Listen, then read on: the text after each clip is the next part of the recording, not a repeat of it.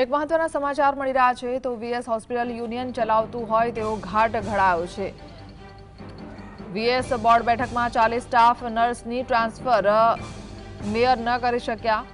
40 staff નર્સમાંથી 23ને તેમની પસંદગીની જગ્યા ઉપર ટ્રાન્સફર આપવામાં આવી છે। 17 સ્ટાફ નર્સ હજુ પોતાની પસંદગીની જગ્યા આપે ત્યાં ટ્રાન્સફર કરાશે। પહેલી તારીખથી એલજી અને શારદાબેનમાં હાજર થવાની જગ્યા પર બળજબરીથી હાજરી વીએસમાં પૂરી રહ્યા હતા। મેટન પાસેથી ચોપડો છીનવીને બહાર લઈ જઈને ચોપડામાં હાજરી પુરાવાની ફરિયાદ સામે કોઈ પગલાં નહીં।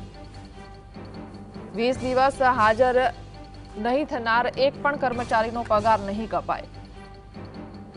તો વીએસ સુપ્રિન્ટેન્ડન્ટનું વિવાદિત નિવેદન સામે આવ્યું છે। મ્યુનિસિપલ કમિશનરના આદેશને ઘોડીને પી ગયા વીએસ હોસ્પિટલના સ્ટાફ નર્સના કર્મચારીઓ।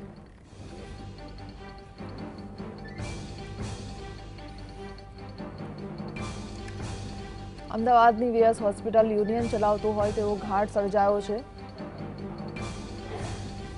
તો વીએસની બોર્ડ બેઠકમાં મ્યુનિસિપલ કમિશનરના આદેશને ઘોડીને પી ગયા હોય તેવો ઘાટ સર્જાયો છે।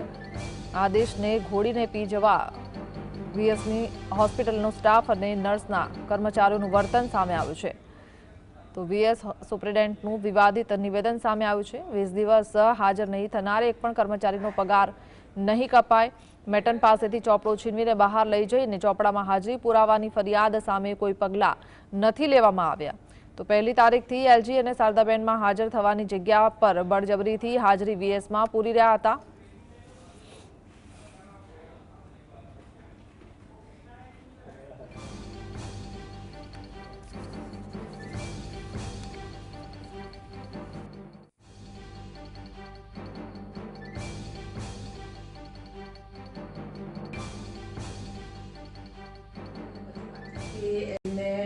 બીજી જગ્યાએ ટ્રાન્સફર કરવામાં આવશે તેનો આટલો નિર્ણય લેવાયો છે। Thank you. જય હિન્દ।